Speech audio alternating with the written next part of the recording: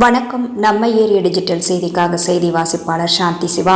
கரைப்படாத கரங்களுக்கு சொந்தக்காரர் என்றும் தொகுதி மக்களுக்காக பயணங்கள் மற்றும் திட்டங்களை ஆய்வு செய்ய செல்வதற்காக ரூபாய் 1 கோடி மதிப்புள்ள தனது சொத்துக்களை விற்றதாகவும் அதானி ராட்சச துறைமுகத்தால் சென்னையில் மீண்டும் ஒரு போபால் விஷவாயு சம்பவம் ஏற்படும் என்பதால் அதை தடுத்து நிறுத்தினேன் எனவும் திருவள்ளூர் தொகுதி காங்கிரஸ் எம்பி ஜெயக்குமார் செய்தியாளர்களின் சந்திப்பில் பெருமிதத்துடன் கூறினார்.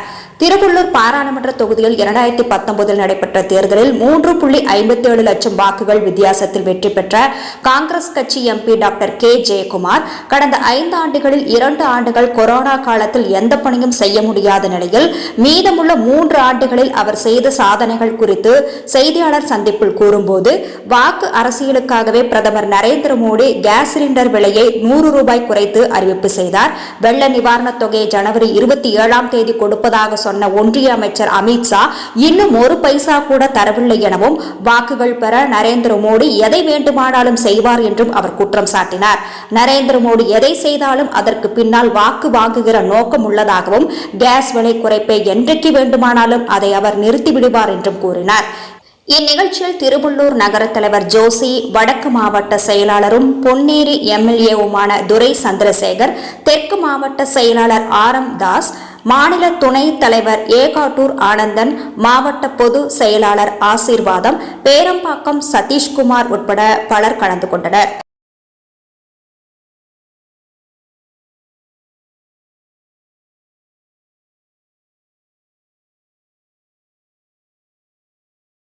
பொன்னேரி சட்டமன்ற உறுப்பினரும் திருவள்ளூர் வடக்கு மாவட்டத்தினுடைய தலைவருமான துரை சந்திரசேகர் அவர்கள் நல்லதொரு முன்னுரை கொடுத்திருக்கின்றார். நான் சற்று வேகமாகவே செயல்படுத்திய திட்டங்களையும், குறிப்பாக எவ்வளவு நாள் நான் தொகுதியிலே இருந்தேன் என்பதை தேதி வாரியாகவும் உங்கள் முன் சமர்ப்பிக்க இருக்கின்றேன். ஏனென்றால் இன்றைய நிலையிலே இது ஒரு அத்தியாவசிய தேவையாக எனக்கு தோன்றுகின்றது. என்னதான் இந்த எம்பி சாதித்தார் என்ற கேள்வியும், 5 ஆண்டுகள் இவர் எங்கேதான் இருந்தார் என்ற முணுமுணுப்பும் என் காதுகளில் கேட்காமல் இல்லை. என்னுடைய இந்த உங்களோடு இந்த கலந்துரையாடலானது அந்த கேள்விகளுக்கெல்லாம் மிகப்பெரிய ஒரு பதிலாகவும், அதற்கு எதிராக இருப்பவர்களுக்கு ஒரு சவாலாகவுமே அமையும் என்று நான் கருதுகிறேன். மிகப்பெரிய ஒரு தொகுதியினுடைய பாராளுமன்ற உறுப்பினர் நான். இந்த தொகுதியிலே 20,20,024 வாக்குகள் உள்ள ஒரு தொகுதி, 2235 வாக்குச்சாவடிகள், 110 கிலோமீட்டர் தூரம். உங்களுக்கு 10,000 கிலோமீட்டர் சதுர கிலோமீட்டர் சாதாரண தொகுதி அல்ல. இந்த தொகுதியை சுற்றி வலம் வருவது என்பது வாழ்க்கையில் முடியாத ஒன்று. எல்லா இடங்களிலும் கால் பதிப்பது முடியாதது ஒன்று. இந்த தொகுதியிலே தான் 3.57 லட்சம் வாக்கு வித்தியாசத்திலே நான் வெற்றி பெற்று உடனடியாக என்னுடைய வேலையை துவங்கினேன். எடுத்ததும் நான் வேலையை துவங்கியதும் உங்களுக்கு தெரியும், கொரோனா வந்து எந்த அளவுக்கு நாட்டையே முடக்கி போட்டு விட்டது. அந்த கொரோனா காலங்களிலே என்னுடைய செயல்பாடுகளை நீங்கள் பத்திரிகையாளர்கள் சரியாக கணக்கெடுக்க வேண்டும் என்றால் 3 ஆண்டு தான் கணக்கெடுத்துக் கொள்ள வேண்டும். இதை நான் சொல்லவில்லை, நரேந்திர மோடியும் மத்திய அரசும் சொல்லுகின்றது. எனவேதான் எங்களுக்கு 3 ஆண்டுக்கான பாராளுமன்ற உறுப்பினர் தொகை கொடுத்திருக்கின்றார்கள். 5 ஆண்டுகள் 2 ஆண்டு தொகை எடுத்துக் கொள்ளப்பட்டது.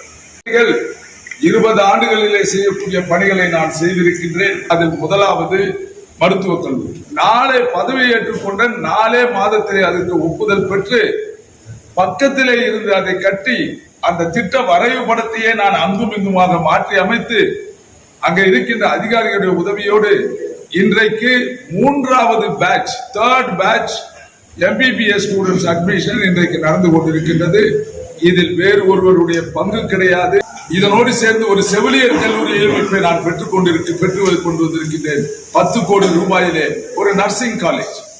3வதாக கூடுதல் கேந்திரிய வித்யாலயா பள்ளிகள் முகத்துவார். என்னுடைய வனவிலங்கு துறை வந்து நிற்கின்றது, நீங்கள் செய்யக்கூடாது என்று 4 ஆண்டுகளுக்கு பிறகு 23 கொடுக்கப்பட்ட ஒரு ஒப்புதல் வனத்துறை வந்து நிற்கின்றது. அப்பொழுதுதான் அமைச்சரிடம் சொன்னேன் என்று எனக்கு உடனடியாக இதற்கு ஒப்புதல் அளிக்க வேண்டும்.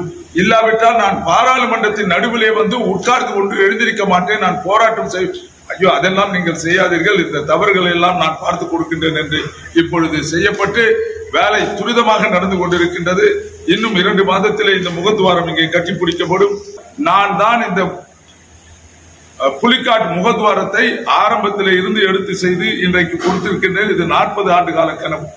அடுத்து தேசிய நெடுஞ்சாலைகள் உங்களுக்கெல்லாம் தெரியும், ஆமை வேகத்திலே நடந்து கொண்டிருந்தது. நான் என்னுடைய முழு ஆய்வினை நடத்திய பொழுது இன்றைக்கு 1907 கோடி 1907 கோடி ரூபாயிலே அந்த தடா திட்டம் துவங்குகின்ற நிலையிலே இருக்கின்றது. இந்த கிழக்கு தடா மாதவரம் தடா உயர்மட்ட சாலை 11 கிலோமீட்டர் தூரத்திற்கு 1970 கோடி ரூபாய் 1970 கோடி ரூபாயில இந்த திட்டம் நிறைவேற்றப்பட்டிருக்கின்றது. 12 ஆண்டுகளாக தொடாமல் நடக்காது, நடக்க முடியாது என்ற ஒரு சட்டம் திருப்பாலைமனம் மீஞ்சூர் சாலை. பல சாலைகள் இந்த மாநில நெடுஞ்சாலைகள் PMGSY திட்டத்தின் கீழ் செயல்படுத்தப்பட்டிருக்கின்றன. பெரியபாளையம் புறவழிச்சாலை செயல்பாட்டுக்கு கொண்டு வரப்பட்டு இன்றைக்கு வேலைக்கு நடந்து கொண்டிருப்பது ஒரு சிலர் நன்றாக அறிவீர்கள். அடுத்து ரயில் நிலையங்கள். என்னுடைய தொகுதிக்குள்ளாக இருக்கின்ற 16 ரயில் நிலையங்கள் பெங்களூரு ரூட்டிலே, கும்மிடிப்பூண்டி ரூட்டிலே 8 ரயில் நிலையங்கள்.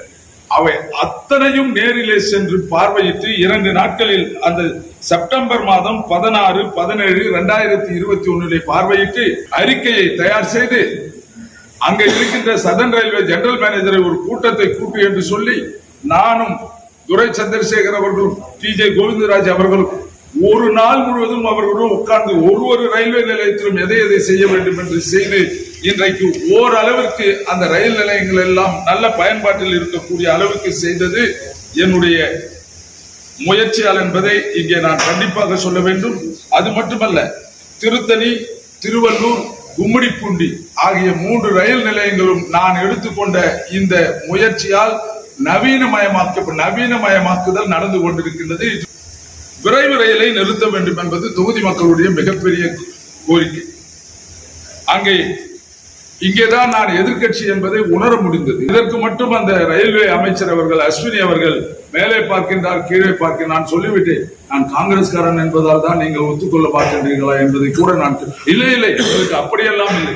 எங்களுடைய தலைவர் மோடி அவர்கள் வழிகாட்டுதலில் நாங்கள் கட்சிகளை பார்த்து வேலை செய்வதில்லை என்று சொல்லி ஒரு ரயில் தான் அவர்கள் இதுவரை செய்திருக்கின்றனர். பெங்களூர் சென்ட்ரல் எக்ஸ்பிரஸ் 12685 12686 மேலே போகுது. அது ஒன்றுதான் ஆவடியிலே நின்று செல்லுகின்றது.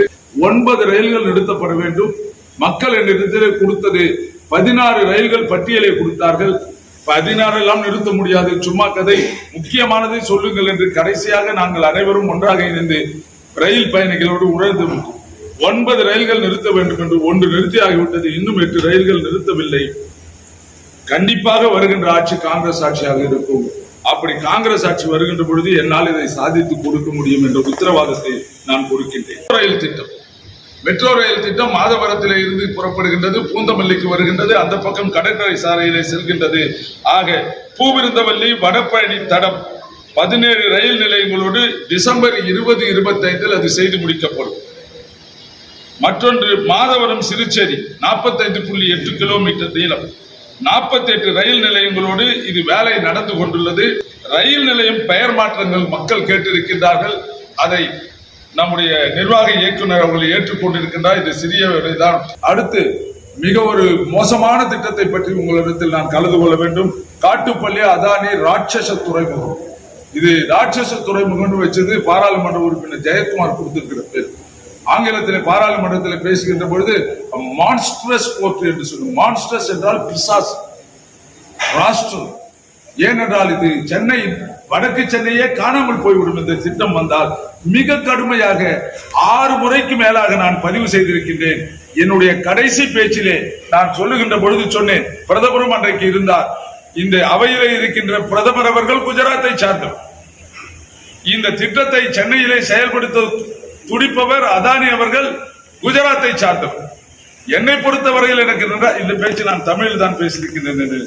என்னை பொறுத்தவரையில் எனக்கு நன்றாக தெரியும் தமிழ்நாட்டை ஒப்பிடுகின்ற பொழுது குஜராத் ஒரு பிற்போக்கான இடம், பின்தங்கிய ஒரு மாநிலம், பின்தங்கிய மாநிலம், வளர்ச்சி பெற்ற மாநிலம் கிடையாது. அங்கேதான் வேலை இல்லாமை அதிகம், அங்கேதான் ஊதியம் கொடுக்கின்றார்களே, வேலை லேபர், கேஷுவல் லேபர் ரேட்டு குஜராத்ல தான் ரொம்ப குறைச்சலானது. எங்கேயுமே அரசாங்க வேலை கிடையாது, எல்லாம் கான்ட்ராக்ட் லேபர். என்னை பொறுத்த வரைக்கும் குஜராத் ஒரு பிற்போக்கான மாநிலம். இதை சொன்னேன், குஜராத் ஒரு பிற்போக்கான மாநிலம். முதல்வரும் அதானியும் குஜராத்தை சார்ந்தவர்கள். நீங்கள் ஏன் இந்த காட்டுப்பள்ளியில் நடந்துகின்ற இந்த துறைமுகத்தை உங்களுடைய ஊரிலே என்று எடுத்துச் சொல்லக்கூடாது என்ற கேள்வியை கேட்டு நிறுத்தி இருக்கின்றேன். இந்த அதானி துறைமுகம் அங்கே வந்தால் இது விஷ பொருட்களை இறக்குமதி செய்து உள்ளே எடுத்துக் கொள்கின்ற திட்டம். இந்த திட்டம் 6000 ஏக்கர் நிலத்தை கொண்டது. 2000 ஏக்கர் இவர்கள் கையகத்தில் இருக்கின்றது. LTT நிலம் இதையெல்லாம் வாங்கி வைத்திருக்கின்றார்கள். மீதி 4000 நிலத்தில் 2000 ஏக்கர் நிலத்தை கடலிலே இருந்து எடுக்க போகின்றார்கள். மண்ணை கொண்டு சென்று, மண் எங்கிருந்து வரும்?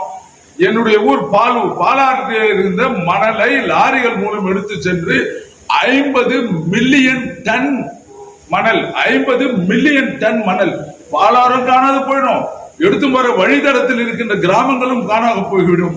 ஆக இந்த மணலை எடுத்து கடலிலே கொட்டி 2000 ஏக்கர் நிலத்தை எடுத்து அங்கே இருக்கின்ற 2000 நிலத்தையும் எடுத்துக்கொண்டு பக்கத்தில் இருக்கின்ற 2000 நிலத்தை கிராமங்களை காலி செய்து விட்டு கொண்டு வரப்படுகின்ற ராட்சச திட்டம் தான் இந்த அதானியுடைய திட்டம். இது கொண்டு வந்தால் வேலை ஒரு பக்கம் கிடைக்கும், இல்லை என்று நான் சொல்லவில்லை. ஆனால் ஏதோ ஒன்று பூய்டோன் என்ற ஒரு பொருளை, அது வழியா பியூட்டேன் என்ற ஒரு பொருளை இறக்குமதி செய்ய போகின்றார். அந்த பியூட்டோன் டிரான்ஸ்பர் பண்ணும்போது ஒரு சிறிய ஒரு விபத்து ஏற்பட்டால் கூட நான் சொல்லுகின்றேன், பொறியாளன் சொல்லுகின்றேன், விஞ்ஞானத்தை படித்தவர் சொல்லுகின்றேன், மீண்டும் ஒரு போபால் தமிழகத்திலே நடக்கும். போபாலை விட மிக ஒரு கொடிய வடக்கு சென்னையே பற்றி எரிந்து காணாமல் போய்விடும். அதற்காக இதை தடுத்து நிறுத்த வேண்டியது என்னுடைய கடமை என்ற முறையிலே யாரும் என்னை வந்து தடுத்து நிறுத்துங்கள், இதை தடுக்க கூடாது என்று கேட்கவில்லை. சிறு சிறு குழுக்களாக நின்று அவர்கள் போராடி கொண்டிருக்கின்றார்கள். இவர்களுக்கு மொத்தமாக நான் சேர்ந்து பாராளுமன்றத்தில் இது நாள் வரை இது நடத்தக்கூடாது என்று தடுத்து நிறுத்தியிருக்கிறேன். நேமம் கூட்டு குடிநீர் திட்டம், அந்த நேமம் ஏரியிலிருந்து எடுக்க வேண்டிய திட்டம். இந்த திட்டமும் 20 வருடமாக கிடப்பிலே கிடந்தது. இதை தட்டி எடுத்து இதற்கு பணம் ஒதுக்க ஏற்பாடு செய்து இது 110 கோடியிலே இந்த திட்டம் செயல்பாட்டிற்கு வரும் தகத்திலே வேப்பம்பட்டு பகுதியும் அதை சார்ந்த 30 கிராமங்களுக்கும் குடிநீர் பிரச்சனை தீர்வு காண முடியும். அதற்கு இப்பொழுது எந்த நேரத்திலும் இந்த வேலையை துவங்குகின்ற அளவிலே நானே பைனான்ஸ் செக்ரட்டரி முருகானந்தம் அவர்கள் இருந்த பொழுது முருகானந்தத்தை சந்தித்து இதை பற்றி பேசி இருக்கின்றேன். டுவாட் போர்டு சேர்மனை பற்றி பேசி இருக்கின்றேன். இந்த திட்டத்தையும் இன்றைக்கு கூட்டு குடிநீர் திட்டம், நேமம் கூட்டு குடிநீர் திட்டம் செயல்பாட்டுக்கு வரும். எல்லா திட்டத்தையும் நம்ம போட்டுங்க.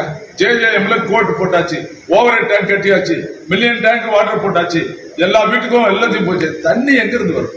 அதற்காக வேண்டி நிலத்தடி நீர் தான் ஒரே சோர்ஸ். மழை காலத்தில் வரும்போது அது பூமிக்குள் செலுத்தி அங்கே வந்து நீர்நிலையை உயர்த்த வேண்டும்.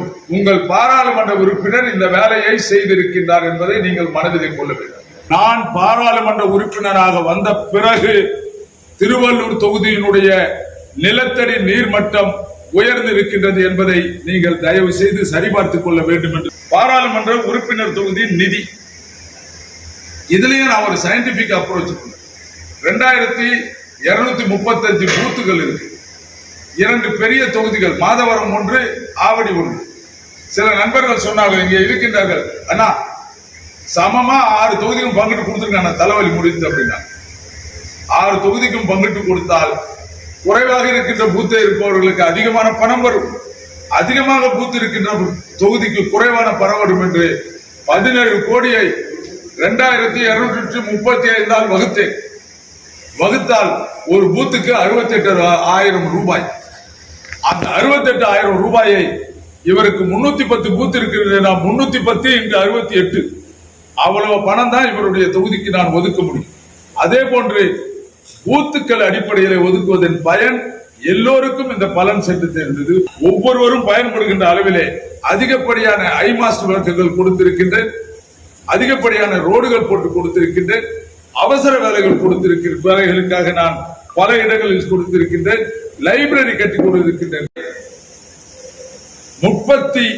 5 முறை நான் பாராளுமன்றத்தில் உரையாற்றி இருக்கிறேன். அதானி துறைமுகத்தை பற்றி பேசியிருக்கிறேன், மனித உரிமை பற்றி பேசியிருக்கிறேன், திருவள்ளூருக்கான அரசு மருத்துவக் கல்லூரி அமைப்பதை பற்றி பேசியிருக்கிறேன், விமான போக்குவரத்தை பற்றி பேசியிருக்கிறேன். சென்னையில இருந்து மதுரை செல்லுகின்ற விமானத்திலே அறிவிலித்தனமாக இந்தியிலேயும் இங்கிலீஷிலேயும் அறிவிப்பு செய்கின்றீர்கள். அப்படி செய்து என்ன பயன்? ஏன் அந்த 90% மக்கள் அந்த விமானத்தில் இருப்பவர்கள் தமிழ் பேசுகின்றவர்கள்.